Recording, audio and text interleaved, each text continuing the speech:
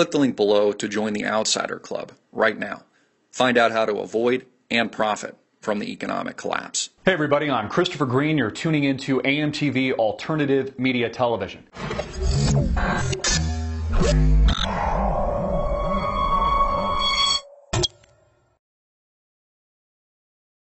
Here is what you need to know right now about the leaked telephone conversation between the Foreign Affairs Minister of Estonia and the EU Foreign Affairs Chief Catherine Ashton that alleges that it is the coalition forces, the United States backed coalition terrorists, you know, the same guys throwing Molotov cocktails, wearing gas masks, and beating police officers. You can only imagine if this happened in the United States, or in Washington, or in front of the White House, are behind, allegedly, the sniper attacks that murdered innocent civilians in Kiev just a few weeks ago, late February. Now, this is an absolute bombshell because this leaked telephone conversation, which was first put out by Russian state media and has now been authenticated by the Estonian Foreign Ministry, accuses and sheds light onto the fact that these snipers may in fact have been put into position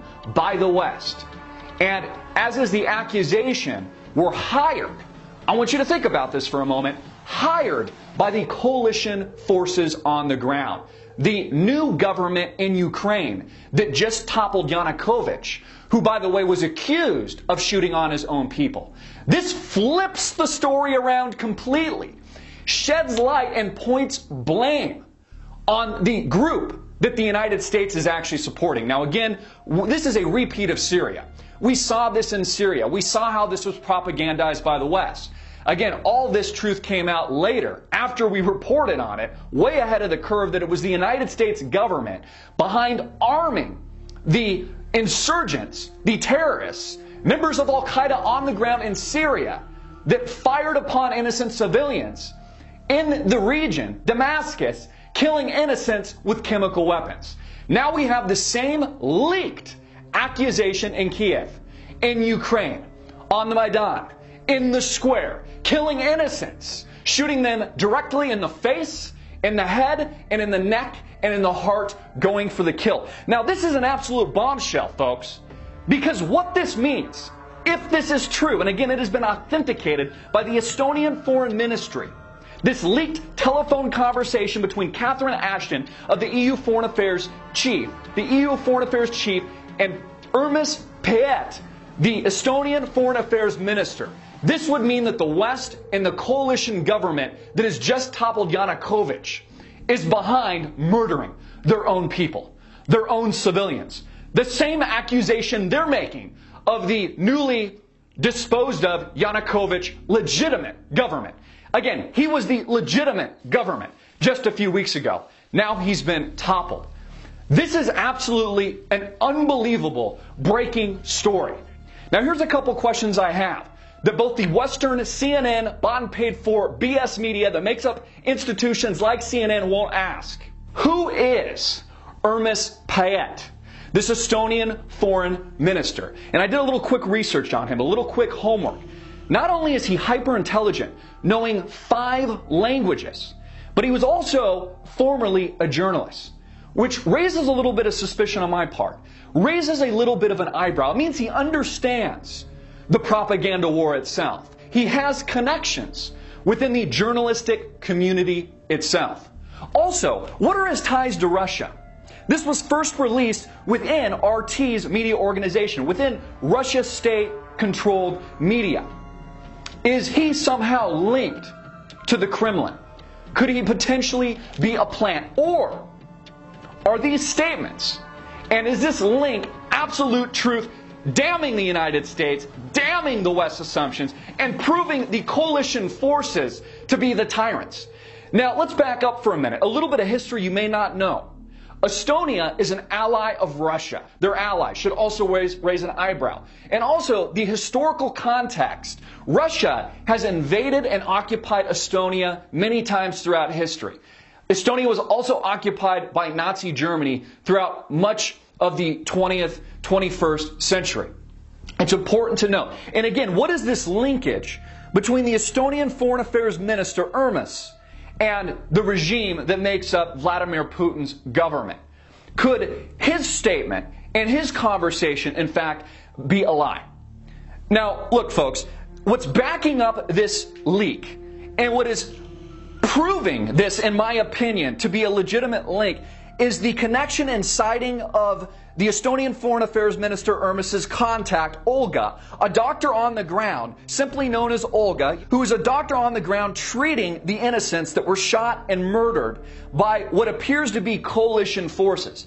She says after treating the deadly wounds, these shots that were intended to kill, again, people getting their faces blown off by what she believes to be coalition forces that were hired by the insurgents on the ground, backed by the West, the United States, the Obama administration, and Mr. Kerry himself. Again, this is absolutely incredible.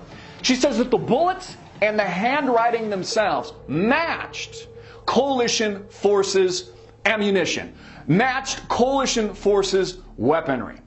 This is what the Estonian Foreign Affairs Minister Urmas broke and has now been leaked from the more than likely Russian equivalent of the NSA in Russia, linking the United States coalition forces to the government that has just toppled Yanukovych's. Now again, I listed some very important questions that I think are worthy of more investigation, namely the Estonian foreign minister's connections with Russia, the fact that Estonia and Russia are allies raises an eyebrow, the fact that this particular individual also has former ties to journalism and journalism in general.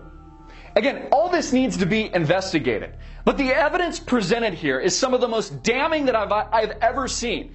And based on the historical context, based on the truth and fact that we know Syria was a false flag staged terror attack that was actually equipped by the U.S.-funded backed terrorists on the ground, the insurgents, to topple Bashar al-Assad's government, an attempt by the West to control, again, a sovereign independent nation in the Middle East.